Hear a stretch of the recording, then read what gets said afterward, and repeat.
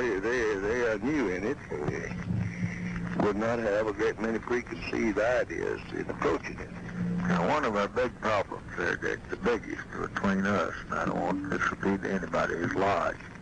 I know it. He ain't worth a damn. He can't work with anybody. He won't let anybody out there. He won't let anybody else work. We get the best USIA man to put on all the radios and try to get them to be loyal to the government and to be fighting and quit the emperor out there. And he called in USIA and said, I handle the newspapers, magazines, and radio myself, so the hell with you. So that knocked that guy out. Then we send out the best CIA man we got, and he said, I handle the intelligence, the hell with you. Then he wants a new deputy chief of mission. We get him to give us some names, and we pick one of those, the best one we got, send him out to run the damn war, and he gets where he won't speak to the deputy chief of mission. And we got General Harkins out there, and we thought he was a pretty good man. He gets where he can't work with him, so we send Westmoreland out. And it's just a hell of a mess, and you can't do anything with Lodge, and that's where McNamara is so frustrated. He goes out, and they get agreements, and he issues orders, and he sends stuff in there, and then Lodge takes charge of it himself, and he's not a take-charge man, and he just gets stacked up. He never has followed anything through to conclusion since I've known him, and I've known him for 20-odd years. He never has. I went out with him around the world. In 43, the only committee went out during the war. We went everywhere, and Lodge is on there. He's a bright fella, intelligent fella, but he's just not a man that persists. And he thinks he's dealing with barbarian tribes out there, that he's the emperor, and he's going to tell them what to do. Ain't a doubt in my mind, but he had old Dean killed out there himself. So that was a tragic mistake, and we've lost everything. We want to get somebody with more pliant to Lodge to do exactly what he said right quick. And he's living up on cloud 9. It's a bad mistake. I don't know. I think probably the best thing you could do would be to ask Lodge if he don't think about time he's coming home. Well, he'd be back home campaigning against us on this issue every day. God almighty, he's going to come back anyhow when time comes. I'd give him a reason for doing it. He's going to come back. If you bring him back now, everybody say, well, hell, he's back because Johnson removed him out there. MacArthur couldn't, with all of his power, couldn't hurt Truman because everybody would say, well, hell, he's just mad because he got removed. And though millions sympathized with him in it. And you need to worry, Lodge will be in here. In my judgment, he'll be on that ticket in some way. I don't think they'll nominate him for president, but they may put him on there for vice president. Whether they do or don't, he'll be back here campaigning for that campaign over. I don't know. I'd better take that back. This thing is so hopeless for the Republicans. I doubt that he certainly got enough political sense to know that and not get his head chopped off in a perfectly foolish He's probably got any judgment on a thing like this? Yes, he has. Yeah, he has, but though he's inclined to, he's every area of the world mostly, isn't he? I think Clay has, he knows, I'd take his judgment on most anything if he'd separate himself from his predilections, and he don't have any out in that part of the world. And I think people generally have got a good deal of respect for Clay's judgment, too. And there's a great deal of affection and respect for old man Bradley. He's not in his dotage yet by a hell of a lot. I got him up here the other day getting some advice from him on some matters, and I found him very alert. He's so humble, I don't know, he'd just be a doormat for Lodge out there. But he's an intelligent man. Now, Clay wouldn't. Clay will he'd stand up to anybody if he feels like he got any support from high up places.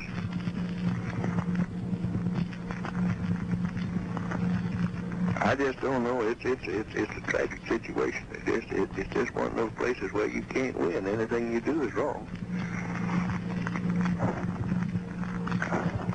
Well, think about it. Told me. Oh, that's right. I thought about it. I have worried about it. And I was afraid about it.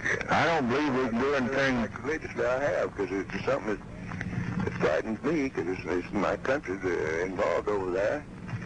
And if we get into there on any considerable scale, there's no doubt in my mind but the Chinese will be in there.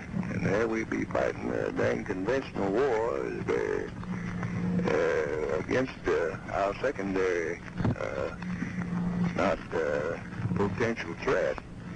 And it'll be Korea on a much bigger scale, and a worse scale, because the peculiar physical configuration of Korea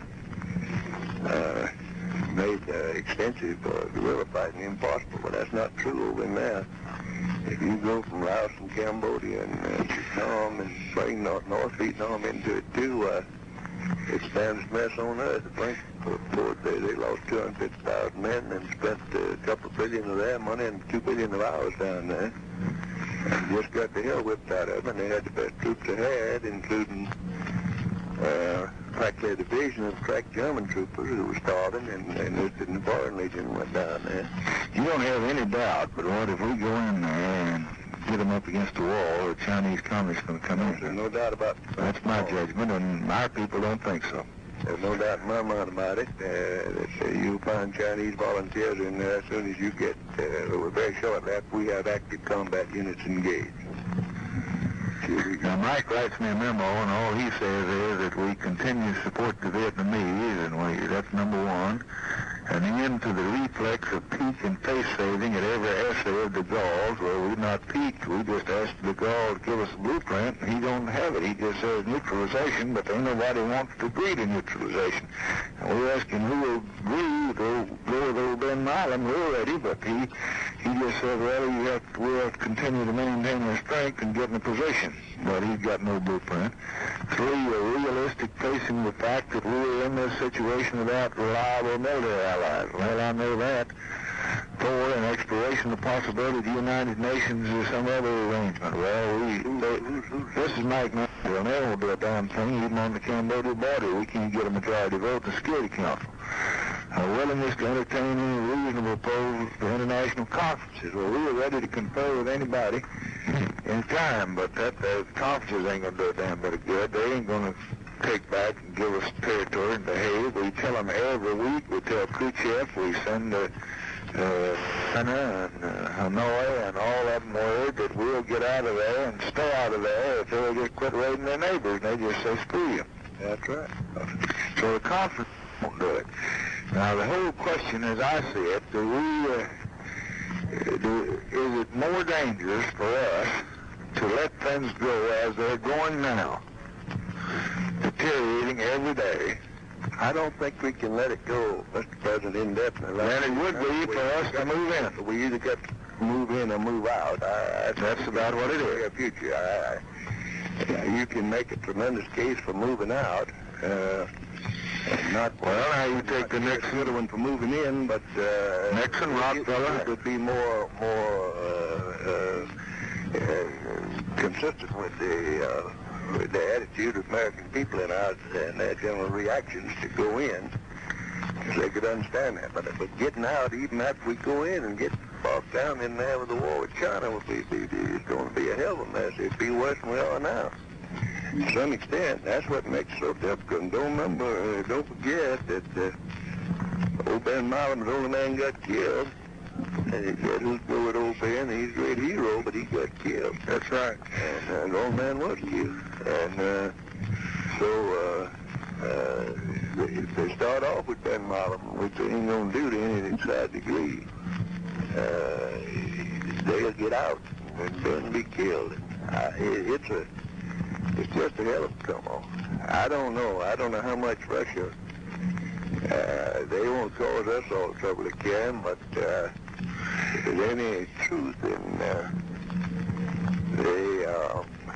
the theory that they are really at odds with China, and really is a cleavage there. They are, but they'd go with them as soon as fight started. They wouldn't forsake that China, that communist plus. I wasn't talking about fighting in that, but what we might get them to take an active part in getting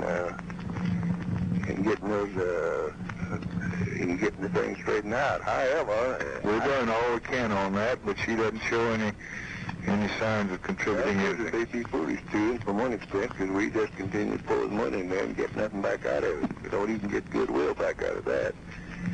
And I just don't know. And I don't know where to go for advice. I just don't know where to go for it. McNamara is the smartest fellow any of us know. But he's got so damn, he is opinionated as hell, and he's made up his mind on this. I don't think it, any amount of crap. Well, I'll tell you what he's done, Dick. I think he's a pretty flexible fella. He's gone out there, and he's got Con to agree that we cannot launch a counteroffensive or hit in the north until he gets more stabilized and better set in the south. And he thought he was buying his time and we could get by till November. But these politicians got to raise hell. Scripps Howard writing these stories. All the senators, Nixon and Rockefeller and Goldwater all saying, let's move, let's go in the north. That was a devastating piece that Lucas had on his page, just a little bit. That's right. I don't cover much of the country, but if I got out everywhere, that'd raise a lot of hell. That's right, and they can always get an isolated example of bad things. McNamara says that that's not generally true, that there have too many damn people being killed every day. And that they're flying the sorties, and they're getting some results, and they're killing thousands of their people, but we're losing more. I mean, we're losing ground. And he was hoping that we could avoid moving into the north, and thereby provoking the Chinese. Well, there ain't any way for a few months. No, you know what as I do. We've tried that, and from infiltration and guerrilla war standpoint, with disastrous results. Lodge, Nixon, Rockefeller, Goldwater all say move. And bombing old women. No. Infuriate everybody. No, they say pick out an oil plant or pick out a refinery or something like that. Take selected targets, watch these trails, they're coming down, try to bomb them out of them when they're coming in. Yeah. Anyway, you can't, that's just impossible. McNamara said yesterday that in Korea that LeMay and all of them was going to stop all those tanks, and at night he came through and they trained all the Air Force loose on him, they got one. 89 come on through. We tried it in Korea. We even got out a lot of OP-29s to increase the bomb load and sent over there and just dropped millions and millions of pounds of bombs day and night, and in the morning we'd knock out the road at night, and in the morning the damn people be back traveling over it. That's true on that railroad over there. On the north coast, we've used the Navy and these 14-inch rifles and knocked the whole mountain down on it, shelled it, and knocked all these whole mountain down and covered up the railroad tracks. Everybody said, Dad, we got them now, and the next morning the trains are running like the devil right over that track. And we shot up several $1 million worth of shells to thinking we'd close it. We never could actually interdict all their lines of communications in Korea, though we had absolute control of the seas and the air, and we never did stop them. And we ain't gonna stop these people either. Well, they'd impeach President though, it'd run out, wouldn't it? I just don't believe outside of Morris, everybody I talked to says you got to go in, including Hickenlooper, including all the Republicans. None of them disagreed with him yesterday when he made the statement that we had to stand. And I don't know how in the hell you're going to get out unless they tell you to get out. If we had a man running the government over that door to get out, we sure have. Oh, yeah, that's right, but you can't do that. And I don't know if we get somebody else. I can't remember that fellow's name. Is some sort of a maverick fella that's got a big following down in there below Saigon, and our people all hate him because he's always against the government, and he's not fighting them and all, but he's a very powerful man in Vietnam. And now everybody takes over the government, gives him his excuse for their repressions and suppressions. And if he were to get it and say, now you damn Yankees, get out of here, I'm running this government now. Wouldn't that pretty well fix us in the eyes of the world, though, and make it look mighty bad? Well, I don't know. We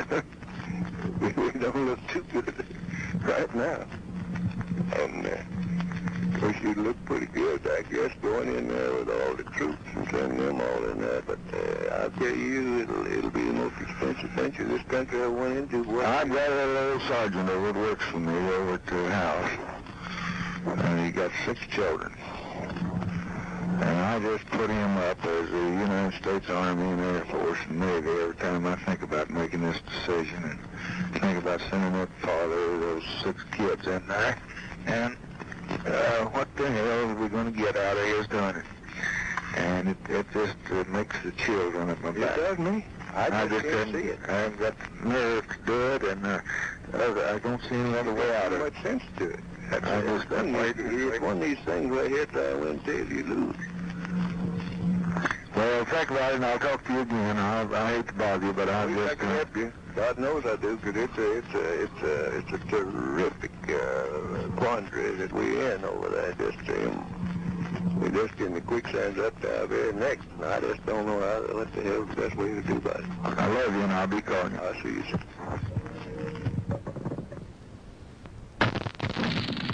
Monday, November 4th, 1963. Over the weekend, the coup in Saigon took place. Culminated 3 months of conversation about a coup,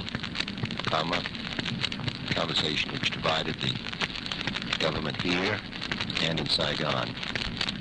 Opposed to a coup was General Taylor.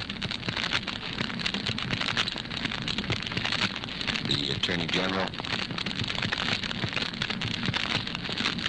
Secretary McNamara, to a somewhat lesser degree, John McCone, partly because of an old hostility to Lodge, which causes him to lack confidence in Lodge's judgment, somewhat partly as a result of a new hostility, because Lodge shifted his station chief. And in favor of the coup was State, led by Abel Harriman, George Ball, Roger Hillsman, supported by Mike Forrestal at the White House.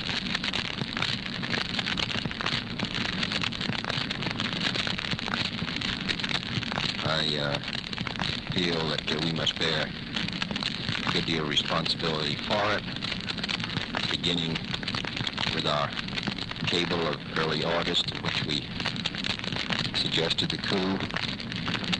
In my judgment, that wire was badly drafted. It should never have been sent on a Saturday. I should not have given my consent to it without a roundtable conference in which McNamara and Taylor could have presented their views. While we did redress that balance in later wires, that first wire encouraged Lodge along a course to which he was, in any case, inclined. Hawkins.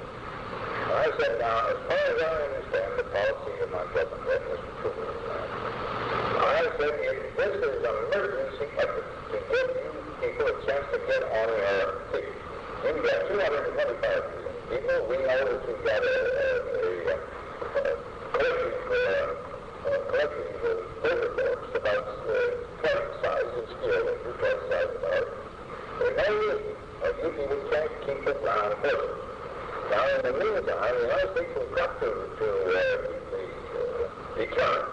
all of these big bombs and all of this stuff. We've got to keep a big thing. They're enormous airports. Your expenditures in those things don't need to be very heavy. But we've got to begin to produce these conventional and line posts. Well, but they said, well, you want us to be just the old lineman, and you come in and be the ground boys. And I said, well, we're trying to find out how can we put together our assets to have the best effect. Now, I tried to sort this out. I mean, they said they accepted it. But as time has gone on, and for 8 years, I've desperately tried behind the scenes to get these people to admit we ought to begin to get out. They wouldn't do it. And I'm afraid that just through customs, they have begun to take the thing as their blessing. If this is just and if you say, well, you have to do a little more, you have to pay for this or that, they get emotional. But Mr. Adhar started off to tell me about relations between France and Germany. These, he said, were improving markedly and rapidly. And that both he and General de Gaulle are committed to complete rapprochement, and that his own trips through about 6 or 7 days in France have been almost a triumphal tour. He's very pleased. And he said he thought that this was going on to so that very soon they would be allowing all people to go back and forth with leverage about carbs, like we demand up in the carbon carry on with Mexico and so on. He says all just free circulation.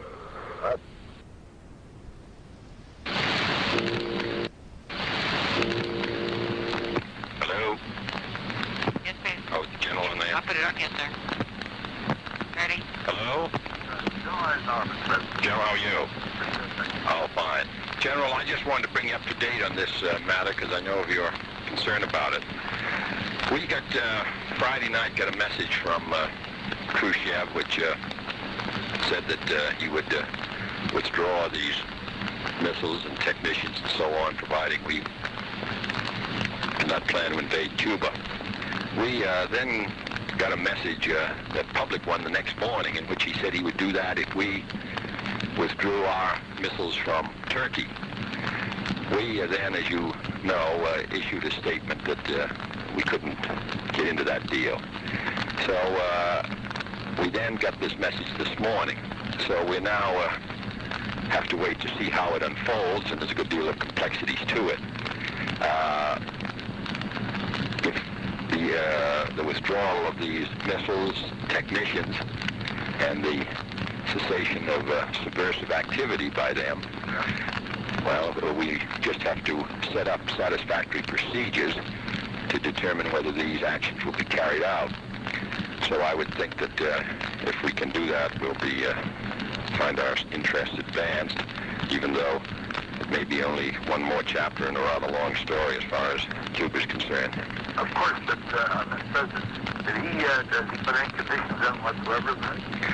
No, except that we're not going to invade Cuba. Yeah. That's the only one we've got now. But we don't plan to invade Cuba under these conditions anyway. Oh. So if we can get them out, we're better off by far. That's correct. I quite agree. I just wondered whether he was trying to, knowing we would keep our word, whether he would try to engage us in any kind of statements or commitments that would finally one day could be very embarrassing. For instance, suppose they start to bombard Guantanamo. Right. What I'm getting at, I quite agree this is a very, I think, conciliatory move. Right. Fine, if he doesn't say that. Oh, well, I agree. Oh, yeah, that's right. I think what we've got to do is that's why I don't think the Cuban story can be over yet. I think we will retain sufficient freedom to protect our interests. If they engage in subversion, if they attempt to do any aggressive acts and so on, then all bets are off. In addition, my guess is that by the end of next month, we're going to be toe-to-toe in Berlin anyway. So that I think this is important for the time being, because it requires quite a step down for Khrushchev. On the other hand, I think that as we all know, they just probe, and their word's unreliable, so we just have to stay busy on it. As I've observed before, something about these people do not equate. I think it's been a mistake to equate Berlin with Cuba or anything else. Right. They take any spot in the world. They don't care where it is. That's right. And it's just the question is, are you in such a place you either can't or won't resist? That's right. For example, we got into Tibet. Nothing good Tibet. Yeah. Up that mountain country, and we couldn't reach it. Right. And so, what you do then is subvert yourself. Right. So they get you and they probe when you can't do anything. Then if they have another place where they think that you just won't for some reason or other, why then they go ahead. That's right. I think you're doing exactly right. Go ahead, but just let them know that you won't be the aggressor. But if the other, then you've always got the right to determine whether the other guy's the aggressor. Well, we'll stay right at it, and I'll keep in touch with you, General. Thank you very much, sir. Okay, thank you.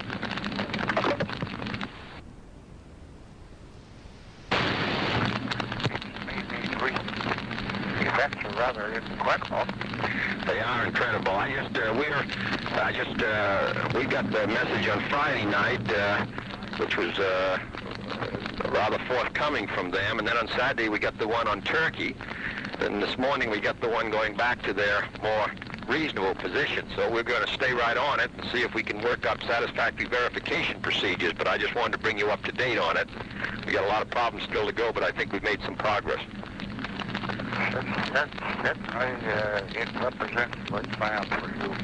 Well, I think we just have to, the rhythm of these things, we'll see what happens this week, but I just wanted you to know I keep in touch with you and keep you up to date. Thank you, Mr. President. Bye-bye.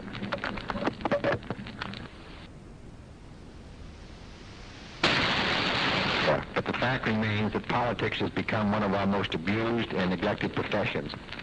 It ranks low on the occupational list of a large share of the American politician.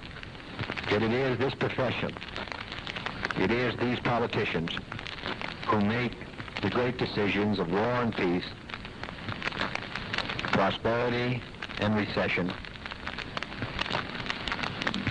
the decision whether we look to the future or the past. Paragraph. Like most things in life,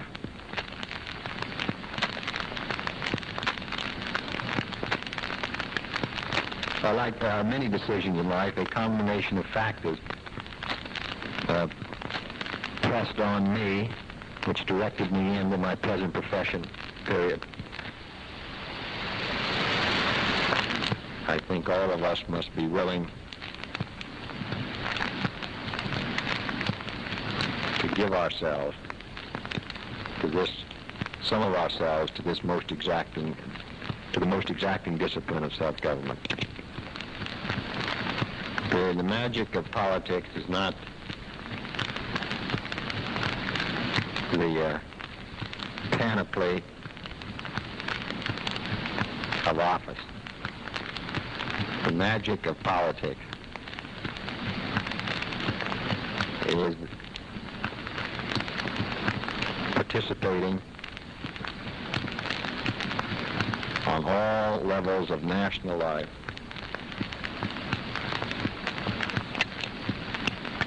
in an affirmative way, of determining, of playing a small role in determining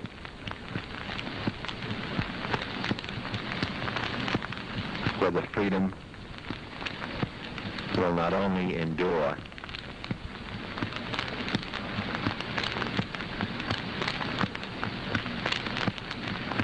whether, in Mr. Faulkner's words, freedom will not only endure, but also prevail.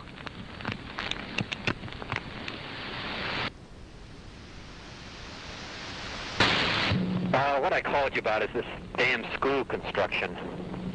Yeah. You know, for these schools down in these bases. Yeah. Had you wanted the schools to be put up? Well, I haven't really given this matter any thought at all.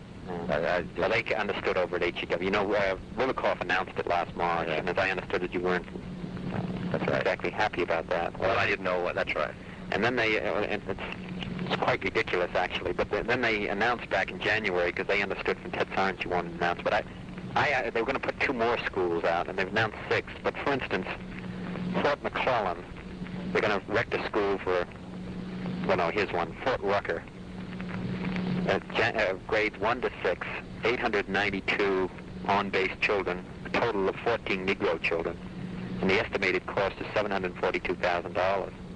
Just because of the 14? Yeah. Fort Stewart's 23 children, it's $297,000. Robbins Air Force Base is 8 Negro children, $594,000. Fort Jackson, 18 children, $234,000. Fort Jackson, where's Fort Jackson? Jackson, South Carolina. Myrtle Beach Air Force. What is your suggestion? Well, and then they're going to put 2 more, so it's 8. It's going to cost about $3 million. We've got a court case, you see, at the present time. Yeah. And which probably won't be resolved for another year, or a year and maybe 2 years before it perhaps goes to the Supreme Court, which will resolve all of these matters. What they will do by spending for these 8 places, they'll spend about $3 million, and they'll get